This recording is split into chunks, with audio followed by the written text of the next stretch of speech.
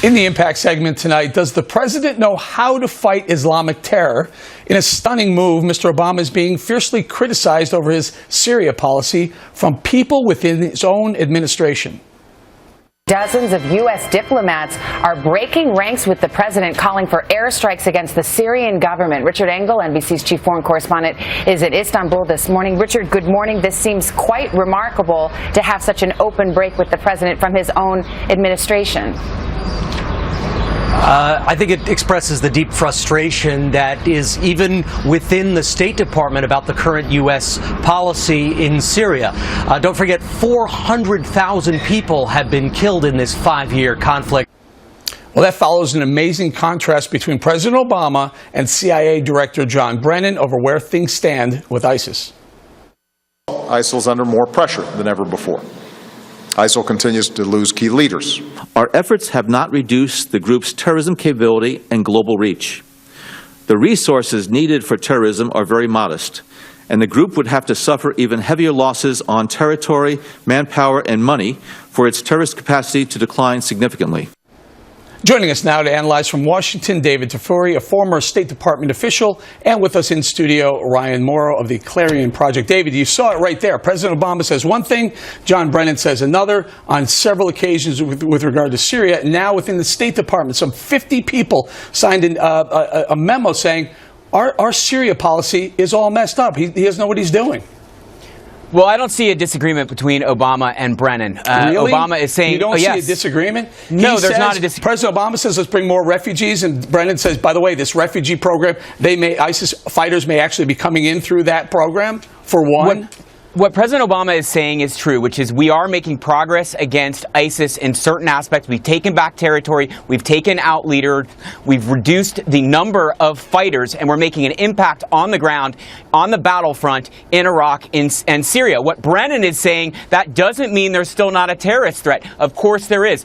Fighters can reach us. They're trained to try and do terrorist attacks in Europe and the U.S. And even more difficult to combat is these homegrown terrorists who are inspired by ISIS but may not have had any actual contact with ISIS, like the Orlando attacker. Now, I do see a discrepancy between some of the folks who are now calling for airstrikes against Assad in Syria and the president's stated position. And that's a very interesting development. Well, let's stay on there. Let's stay on this for a second. Ryan, if we're fighting back, if ISIS is losing some geographic regions in the Middle East, yet they're stepping up the terror attacks here on the homeland, are we winning?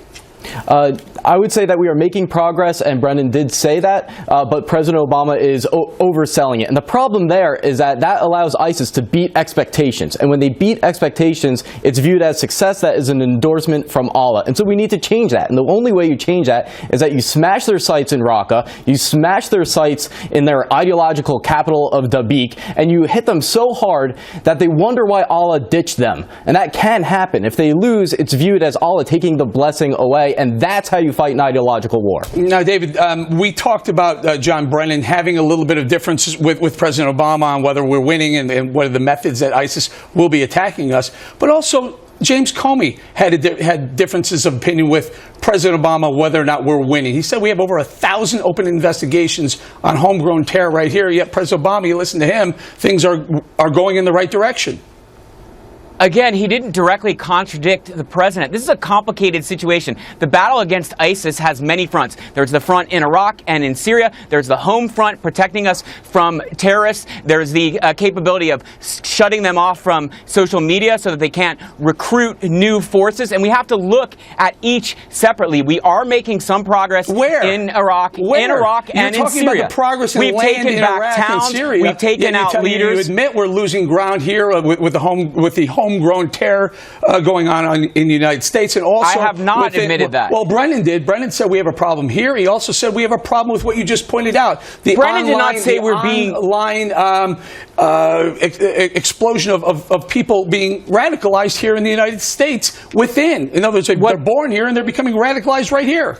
What Brennan said was smart and wise, which is we have to continue to be vigilant here in the U.S. and we have to expect there will be more attacks. That does not contradict the president. Well, we should be doing that. David, now, please, the president is simply saying we're winning and everything's fine. Ryan, I'm trying to figure out where we are winning. He has a CIA director telling us we have problems. He has the FBI director telling us we have problems. He's got 50 people within the State Department saying it's not working. Who's advising this guy? Well, here is how you reconcile the two positions, which is that ISIS is losing territory in Iraq and Syria, and that's very important.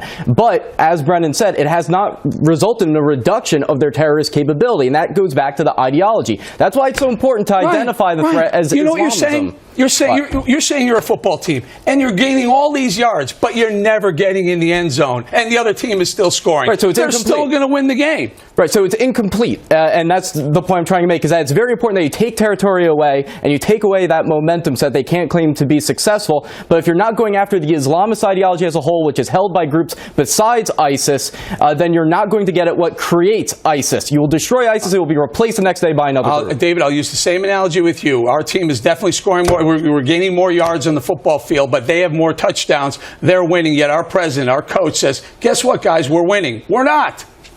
No, the big prize is in Iraq and in Syria, and it's taking back their strongholds in Mosul 49 and Raqqa. innocent people were killed last weekend. The big prize, they're winning the big prizes. We aren't.